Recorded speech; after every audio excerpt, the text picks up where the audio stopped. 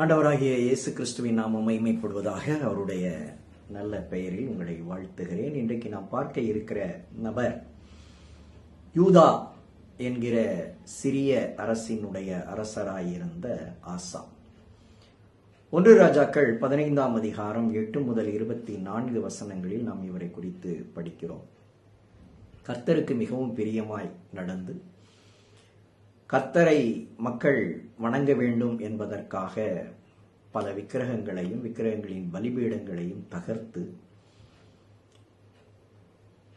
விக்கிரகங்களை பற்றி கொண்டிருந்த தன்னுடைய பாட்டியை பதவியிலிருந்து நீக்கி பல நல்ல சீர்திருத்தங்களை செய்த அரசர். யூதா அரசில் 8 அரசர்கள் மிக நல்ல அரசர்கள்.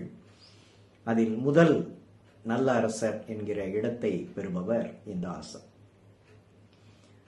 யுத்தம் வந்தது. யுத்தத்தில் கர்த்தரை சார்ந்து மிகப்பெரிய வெற்றியை மிக எளிதாய் பெற்றவர் இந்த ஆசா. தன்னுடைய வாழ்க்கையின் இறுதி காலத்தில் அவருடைய கால்களில் வியாதி கண்டது. அந்த வியாதி நலம் பெறுவதற்காக அவர் வைத்தியர்களை தேடி போனார். கர்த்தரை மறந்து போனார். கர்த்தரை அதற்கு பிறகு அவர் தேடவே இல்லை. அந்த வியாதியிலேயே அவர் இறந்து போனார் என வரலாறு சொல்லுகிறது. மிக நல்ல விதமாக கர்த்தரை தேடுகிறவராக தன்னுடைய வாழ்க்கையை துவங்கிய இந்த ஆசா தன்னுடைய வாழ்க்கையை மிக பரிதாபமாக தோல்வியாக முடித்தார். கர்த்தரை சார்ந்து பல சாதனைகள் செய்த இவர் ஒரு காலகட்டத்தில் கர்த்தரை மறந்தார்.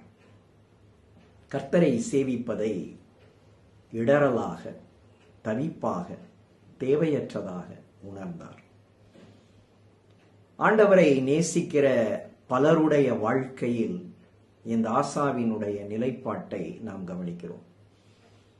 மிக சிறப்பாக ஆண்டவரை நேசிக்கிறார்கள், ஆண்டவரை தொழுது கொள்ளுகிறார்கள், வேதத்தை வாசிக்கிறார்கள், சபைக்கு செல்லுகிறார்கள், பல ஊழியங்களில் பங்கேற்கிறார்கள், பல ஊழியங்களுக்கு கொடுக்கிறார்கள். ஆனால் ஒரு காலகட்டத்தில் அவர்களுக்கு ஏதோ ஒரு சலிப்பு, வெறுப்பு வந்து விடுகிறது. கடவுளே இல்லை என்கிற நிலைக்கு, இந்த கடவுளை பற்றி கொண்டிருந்து பயனில்லை என்கிற நிலைக்கு அவர்கள் பின்வாங்கி போகிறார்கள். ஏன்? நான் விரும்பின எனக்கு வசதியான உடல் நன்மைகள், பொருளாதார நன்மைகள், உலக சுகங்கள் எனக்கு கிடைக்கவில்லை என்பது அவர்களுடைய கூற்றாக இருக்கிறது. உலக வசதிகளுக்காக, சுகங்களுக்காக கர்த்தரை பின்பற்றக்கூடாது என்பதே வேதம் நமக்கு கற்பிக்கிற மிக முக்கியமான போதனை. நாம் கர்த்தரை விசுவாசிப்பது நம்முடைய பாவத்தை அவர் மன்னிக்க வேண்டும் என்பதற்காகவும், பரிசுத்த வாழ்க்கை வாழ வேண்டும் என்பதற்காகவும், பரலோகத்தில் பங்கேற்க வேண்டும் என்பதற்காகவும் தான்.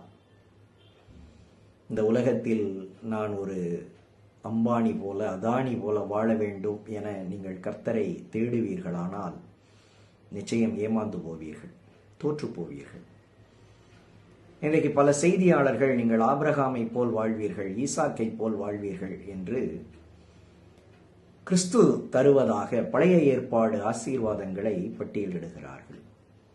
ஆனால் எபேசியர் 1:3 உன்னதங்களின் ஆவிக்குரிய சகல ஆசீர்வாதங்கள் என நம்முடைய ஆன்மாவுக்கான ஆசீர்வாதங்களையே சொல்லுகிறது. அதுவே புதிய ஏற்பாடு, குறிப்பாக கிறிஸ்து நமக்கு தருகிற ஆசீர்வாதம்.